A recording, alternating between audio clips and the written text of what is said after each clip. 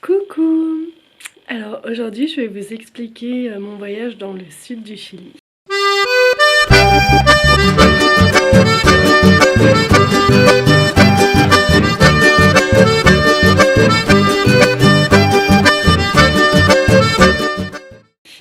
Donc je suis partie le 23 janvier de Santiago, j'ai pris un avion pour aller jusqu'à Balmaceda.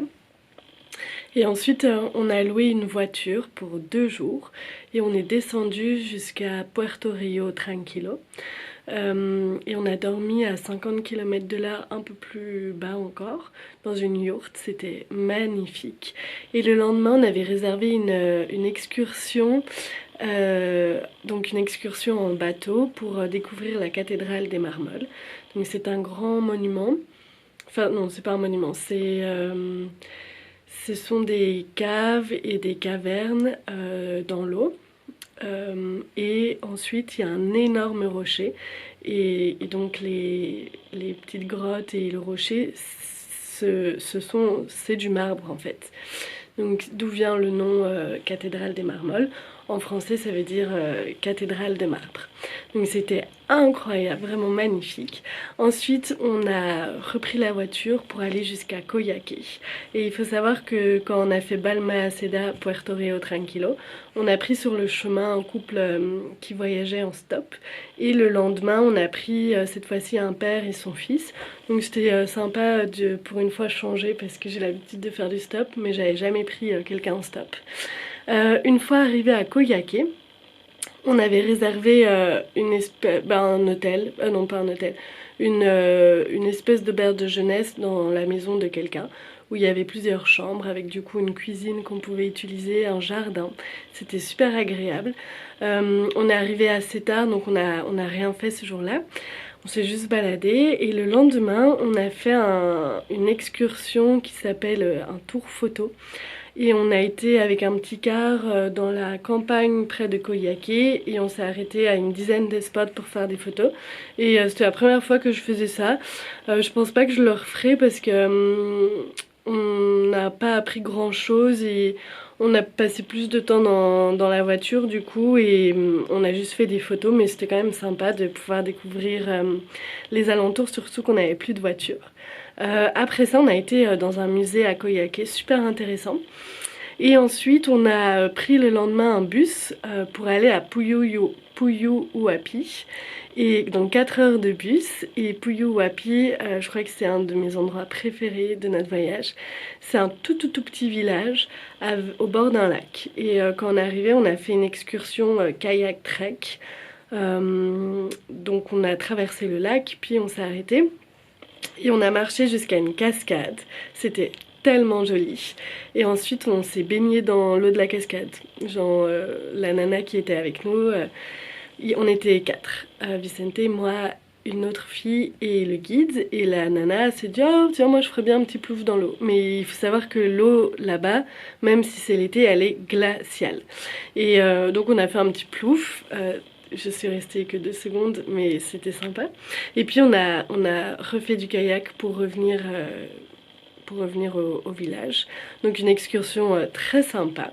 Le lendemain on a fait une mini randonnée de 3-4 km pour aller à un mirador où on peut observer la vue en fait, une vue de Puyuhuapi en hauteur, c'était tellement joli. Et en fait le chemin, il faut traverser une propriété privée. Mais c'était tellement joli, genre vraiment on se serait cru dans un conte féerique. Tellement joli. Et après ça, on a fait du stop pour aller jusqu'au terme.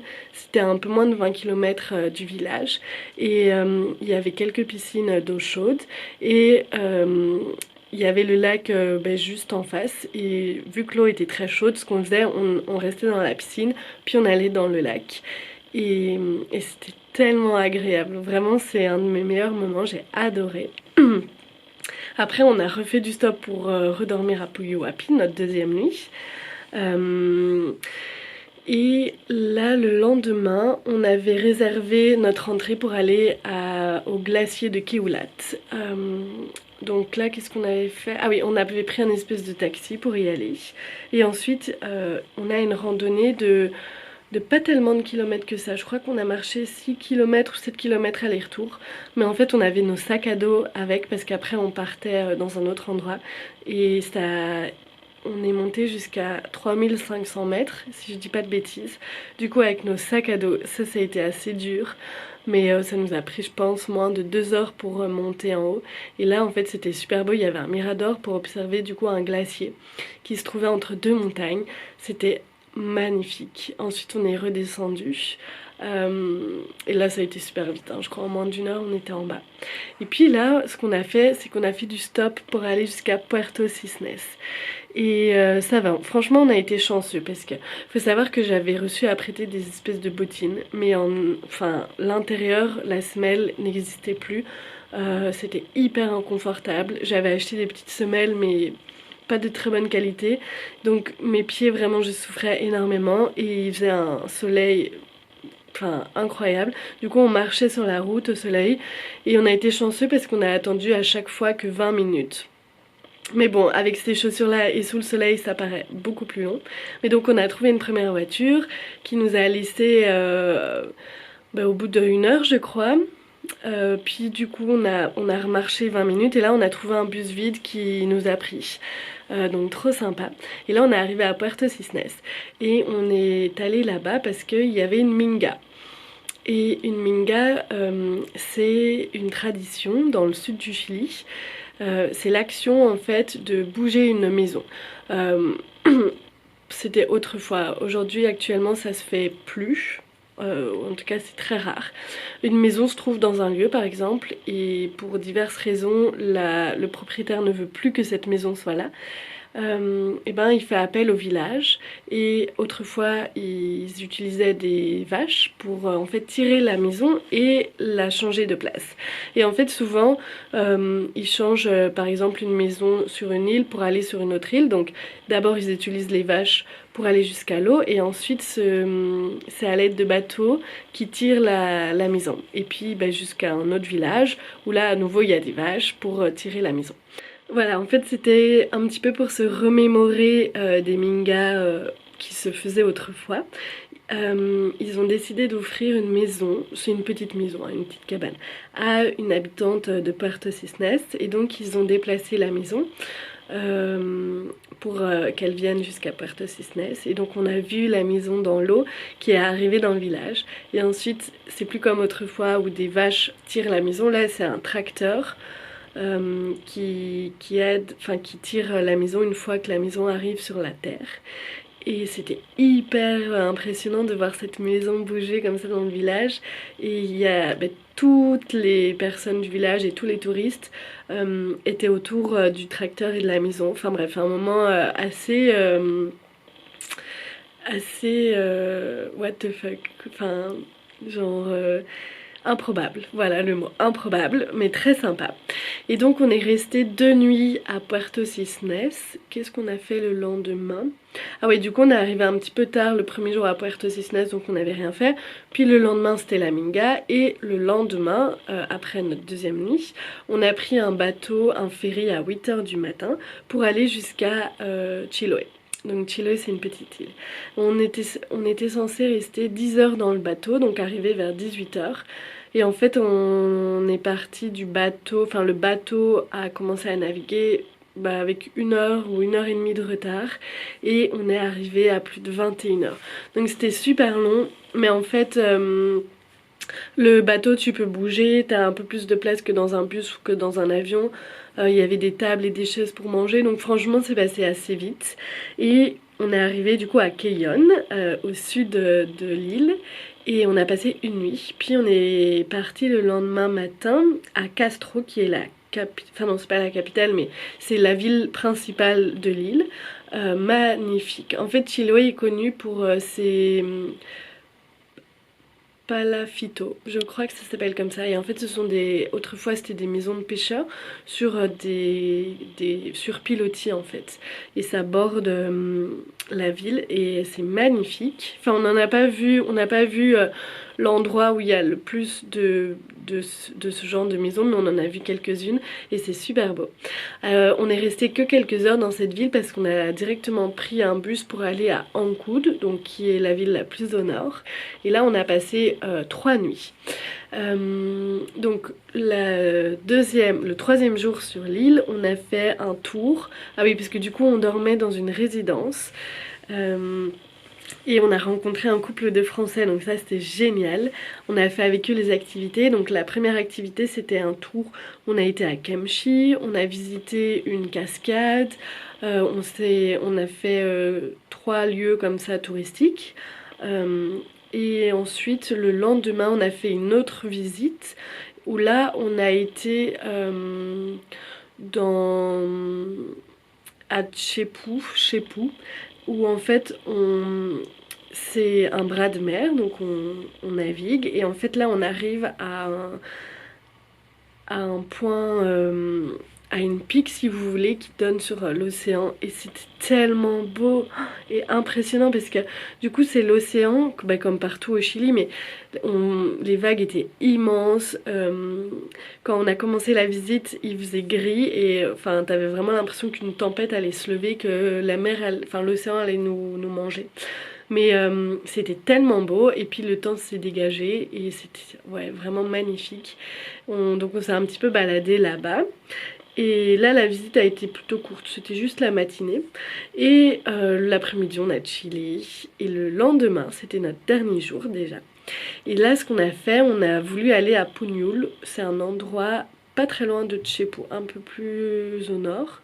Et c'est réputé pour voir des pingouins. Ça s'appelle un petit peu l'endroit aux pingouins. Et en fait on s'était dit bah, on va y aller par nous-mêmes, on va prendre un bus, on a repéré que c'était possible.